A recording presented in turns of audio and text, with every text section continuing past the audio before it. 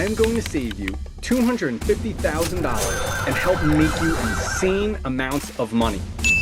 So why are people willing to pay $250,000 to go to Harvard, Stanford, or UPenn for an MBA? The answer is quite simple. They're gaining access to a network of Wall Street royalty, hedge fund managers, private equity partners, multi-billion-dollar entrepreneurs.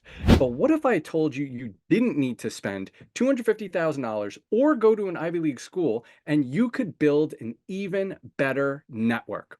I'm going to give you 3 tips right now that you can use to start building a world-class network. And if you stay to the end, I have a special tip that I only share with my top students. Number 1, focus on commonalities. So what is a commonality? It's something that you have in common with someone else. I got nothing in common with them, with you. Imagine you're on a first date. During the conversation, you say, oh, I like going to the gym. How about you? And they're like, I don't really like sweating. You're like, all right, cool. Hey, I really like sports. How about you? And they're like, yeah, I'm not really into sports. You're like, all right. You like Italian food? I freaking love Italian food. Yeah, I'm allergic to tomatoes. Right there, it's going to be really, really hard to develop some sort of connection from there.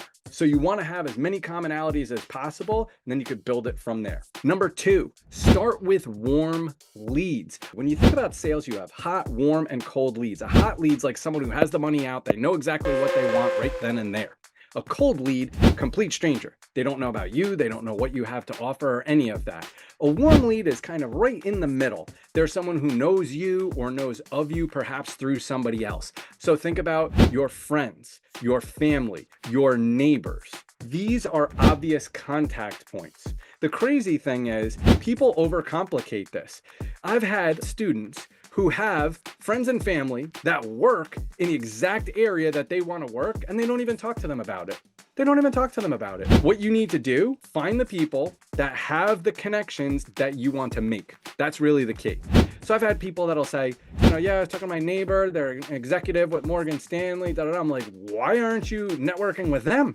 Why aren't you asking for introductions? That's the one that you have to focus on. Start with your warm leads. Just put the feelers out. Say, hey, I'm looking to get a job on Wall Street. I'm looking to work in investment banking. Do you know anyone who works in finance that you could introduce me to?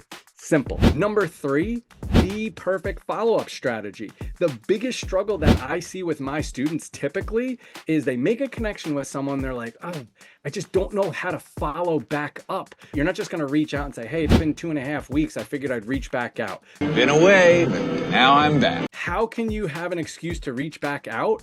Take notes. Now, I'm not talking about like being weird and writing down notes while you're in the meeting. That would be super weird. I'm talking about afterwards. Taking notes to figure out things like their pet, their significant others, likes and dislikes, interests, hobbies, etc.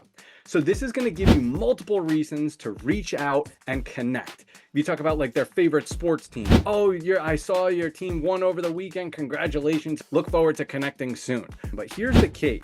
If the reason you're reaching out is because you are remembering something about them or their family or their interests, they're going to say, you know what?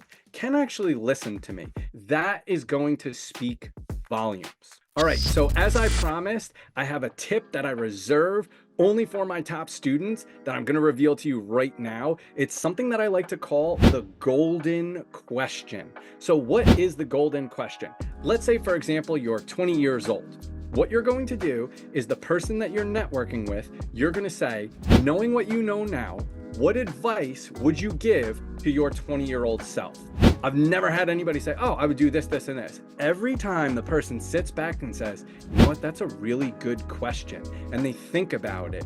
And then what they're going to do is tell you effectively, if they could do their life over again, what would they do differently? You're going to get such amazing insights and gold nuggets from that question, but you're also showing that you really value their opinion and their insights. And that is so incredibly important. People want to be heard. People want to feel valued. If you enjoyed this video, I really think you would value this other video right here, where I talk about different things that you can do to succeed at the very beginning of your career.